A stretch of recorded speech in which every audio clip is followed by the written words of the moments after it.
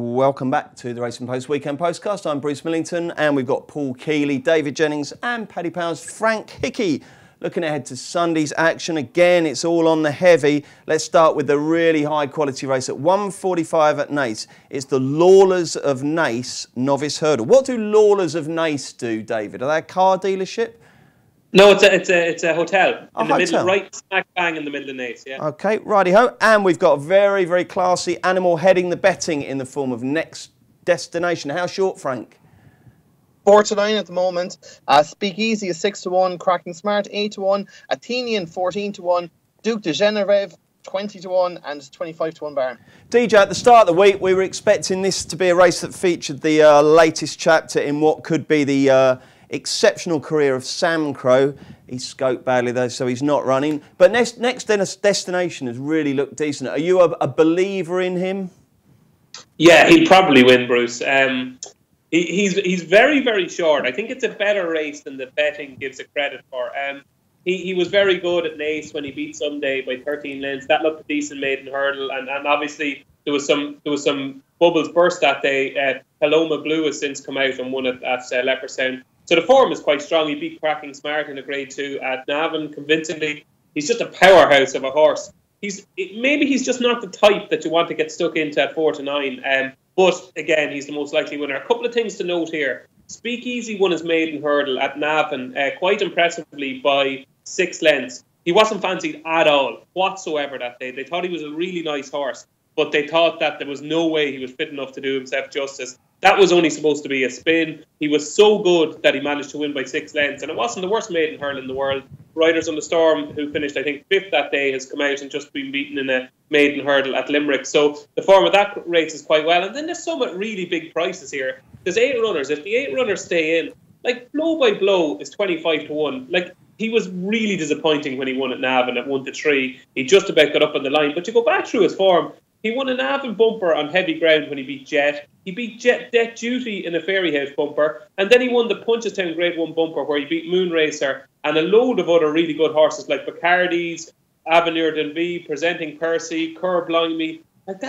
He mightn't be as good as he was. And since he picked up that injury, he might have lost all his zest. But I still think 25-1 is too big of a price. And I just wonder, like, Jack Kennedy rode Cracking Smart the last twice. He rode him against Next Destination in Navan, and now he's on Blow by Blow. I'd imagine that Jack would have the choice. I don't know now, but he's ridden both horses this season on every occasion. So I don't see how Davy Russell would be put on one that's more fancy than the other. And for that reason, and his back form and bumpers and blinkers on for the first time, I'm just going to take a chance each way on Blow by Blow at 25. David, having heard that, I'm absolutely compelled to have a little fiver each way on Blow by Blow as long as the 8 all run. Frank, what's your view of this race?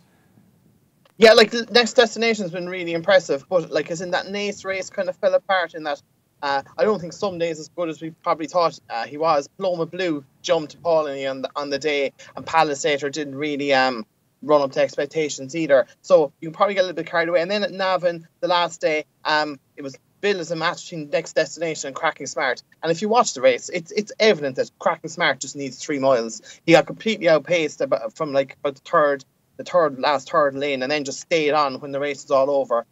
He'd be much better at 3 miles. I agree. Like, I can see David's point with Blow by Blow. Jack Kennedy, I would say, definitely has the choice between the two. So you could see then maybe Blow by Blow will shorten from 25-1. The blinkers are interesting. It's probably there's a good chance he might be keeping a bit back for himself. If they bring out a bit of improvement, he could get involved. But I'd be willing to give Speakeasy a chance each way here. While Next Destination might be tough to beat, the Speakeasy, as David said earlier, wasn't fancied at all in the market. I think we put him in. I can't remember exactly, but it might have been about 7-2 or 4-1 in the morning, and he just drifted. And you're like, this is obviously out for a couple of spins, and we'll see this in the handicap maybe in 6 or 9 months' time. But Jesus, the way it won was extremely impressive. And you'd imagine just stepping up the Grade 1 company straight away. But if it improves at all from that, bound to have a right chance. And 6-1 is a very fair each way price, I think. Keels, do you have Next Destination down as a potential Cheltenham Festival winner? He's certainly got chances, hasn't he? He was 4th in the champion bumper, wasn't he? He's been there before and axed there. The problem with a lot of these races you get in Ireland and in Britain these days, when you're in heavy ground, you get small fields It doesn't really tell you about that much about their chances of running at a much faster pace on faster ground at Cheltenham. But he does look very, very good. So did Speak Easy in a maiden. And now I might have a couple of quid each way in this race on Jets to complete rag. I just think he's a horse that improves with every run. He needs to improve a lot more. He was a length and 3/4 behind Cracking Smart in third to Next Destination last time. But he has improved his RPR every single time he's run. He's very closely related to Jeski. I know Jessica Harrington's form isn't the greatest, is it? But I just think 33-1 I might nick a place with him. Fair enough. Anything else at Naas for you, David? Yeah, there is, Bruce. In the 325, Brosna George, trained by Ross O'Sullivan, ridden by the boy wonder, Donny McInerney. I thought Rachel Blackmore's had an absolute cracking couple of years, but it's very rare Rachel gives one a bad ride, but she gave this a horror bad ride, I thought, in Fairyhouse before Christmas. Was favoured that day off a mark 96. Was beaten 6 lengths, but it got into all sorts of trouble. And I think Brosnan George is well handicapped off 96 in the 325. And in the 215, I'd be willing to give People's Park another chance. And this is dodgy because it's owned by JP, and it could have a long-term aim, and it's got top weight in this race. But by God, he's the best horse in the race by a considerable margin. Like, this horse was rated 130. He's a very, very good horse, and he won, I think, the big handicap chase at Fairyhouse last year. He's back down to mark of 126. Again, Donny McInerney is riding this as well. He takes off £5. It's not a good race, and he's the best horse in it. He likes Naas. I'm going to give People's Park a chance at the 215. David, there's one thing I want you to do in 2018, and that's keep a record of your loyalty bets, because you are one of these really loyal punters, aren't you? We remember old Kitten Rock and all that. You follow them off a cliff, don't you? Do you think your record when you do that is actually good, or is it one of those things where you just couldn't bear to see him win if you haven't backed him having lumped on the time before?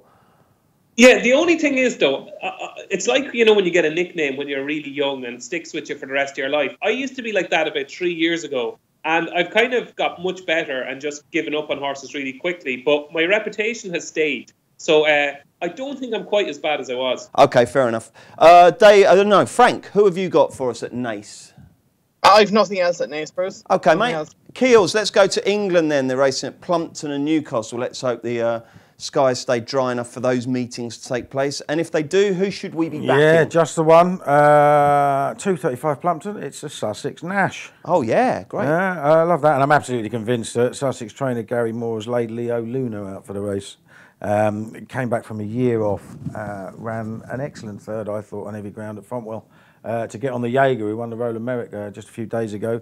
That was a good start after a year off. He got dropped £2 for it, which now puts him £17 lower than he was at his peak. He's still only 9 years old. Wouldn't be surprised me if he retains all his ability and he'd take the world to beat him. Splendid stuff. OK, Kills, weekend plans. Weekend plans. Go stand out tomorrow. Yeah. And recovering Sunday. Will you be driving? No. No, there's no need. So you live quite locally, don't you? Yeah, exactly, yeah. OK, and DJ, what are you doing? How are the wedding preparations coming along? You still haven't sent invites out, have you? Yeah, we've the venue booked, we've the band provisionally booked, we've the church booked, yeah, no, it's all going according to plan. It's just getting the wedding list down from about 517 down to 226. That's the problem. Is 226 the capacity? The safety limit? That is the absolute capacity, and I pleaded with you when I said, if it's 250, would that be all right? No, 226. It's uncomfortable if there's any more than that. 226? That must be costing you an arm and a leg, isn't it? I don't know. 226 yeah, 2 arms, people. 2 arms, 2 legs, 2 feet. Yeah, 2 arms. It's costing me everything, really. Yeah, that is a lot of people, isn't it? How many of those would be blood relatives? Well, actually, it's funny. Aoife's mum is one of 17 children. Oh, that explains it then, doesn't it? Could you imagine that? She just spent her whole life pregnant. Sorry, Aoife's gran had 17 children. And she's still alive, yeah. That's absolutely unbelievable, isn't it? My dad was one of 11. Where does Aoife's mum fit in the sequence? Oh, God, and the funny thing is, all the girls kind of look alike. So Aoife's mum is looks very like all of her sisters. So I don't know if every single one of them and their husbands and kids are going to the wedding, but there's going to be serious rows now in the lead up to that. But I think you're still there. I think you're hanging on. Am I? Well, listen, honestly, David, I totally understand with those sort of numbers. Are Keels and Frank invited? I can't believe they are. We'll talk about that afterwards, Bruce. OK, that's a no. And so are you working over the weekend, DJ? I'm working. Yeah, I am. Yeah. You are. Okay. And Frank, what about you? Grafting or socialising?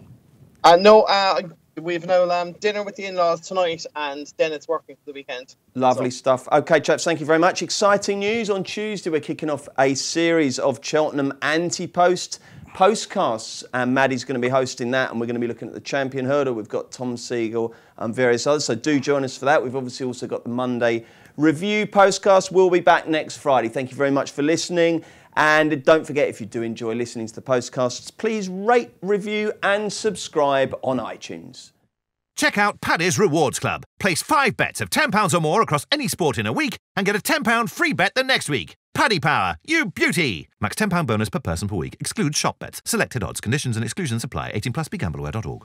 Subscribe to Members Club Ultimate and access unlimited video replays from all 86 racecourses in Britain and Ireland.